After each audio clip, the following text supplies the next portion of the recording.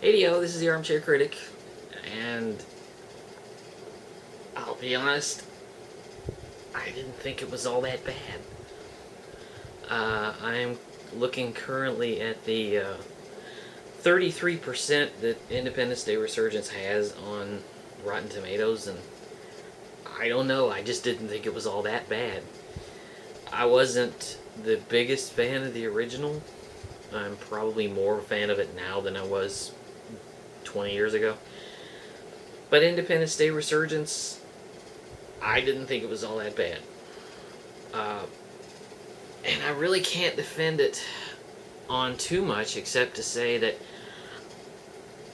I actually felt like that it was trying to follow up the original. And that may come in the face of the fact that a lot of these sequels that I've seen lately have been just remakes. I sat through this one, I felt like I was in the same world. I felt like I was in a continuation of that world. I thought that the world of this movie advanced and progressed and actually kind of learned something from the original. Maybe that's what I responded to. Just the fact that you could see that the future had changed and that it had evolved from what had happened in the first one. I like the future. You know, we finally have flying cars. We're on the moon. All of that.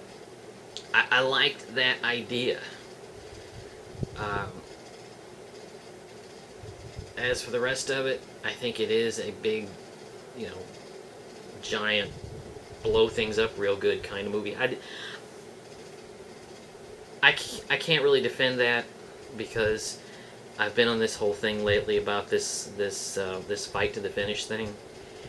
I'm so sick and tired of every single tentpole movie I go to has 45 minutes at the end of it dedicated to special effects blowing things up. Let's blow things up. And it goes on and on and on and on and on. I had this problem recently with the Ninja Turtles. I had this problem with Captain America. I had this problem with Batman v Superman. Of course, I had a lot more problems with Batman v Superman if you saw the video on that. But I can't defend that. But I defend the fact that I felt like in this movie somebody was trying. They didn't succeed all that well, but I felt like they were trying. And it's not a great movie by any means, but certainly not worth 33% on Rotten Tomatoes. Everybody I talked to just absolutely hated this thing. And I liked it. I enjoyed myself. I had a good time. I didn't think too much about it afterwards. I wrote my review for the website, and I really just didn't think it was all that bad. I had a good time. I missed Will Smith. That's the biggest glaring error in this, is that I missed Will Smith. They replaced him with Liam Hemsworth, he's fun, but he ain't Will Smith. I hated the way that they got rid of Will Smith, or they explained his demise, which I won't spoil. But for the rest of the movie, I guess I appreciated the fact that the movie wasn't lazy, that it didn't depend solely on special effects. It had the same problems as the original, you know. It was an overload of goofy characters, which were, for me, kind of split in half because I really liked the older character, the characters from the first one that returned, you know, Dr. Okun and the President and Jeff Goldblum, but I hated the new characters. I hated the new characters. They were young people whose performances gave them nothing to do. They were dull as dishwater, and I hated that. And particularly the kid who played the son of Will Smith's character. But bless his heart, he just was kind of dull. Maybe it was the material. I hope it wasn't. I don't know if it was his performance or just the fact that he didn't have anything to do. Personally, this is what I would have done. That role, I would have given to John Boyega.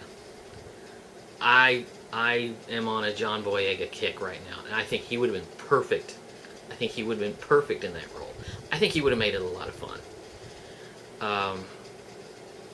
But for the most part, I mean, I can say that I liked it. I may watch it again if it turns up on basic cable, but I don't understand all the hate for it.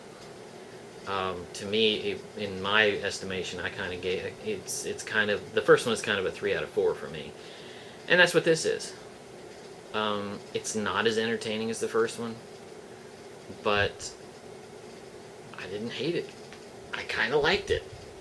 You may be looking at the only person in the world that gave it a favorable review. But that's all there is to it. And if you agree, send me a comment. If you don't agree, I'm sure you will send me a comment, but that's how I felt. I'm the Armchair Critic, and that's what I think.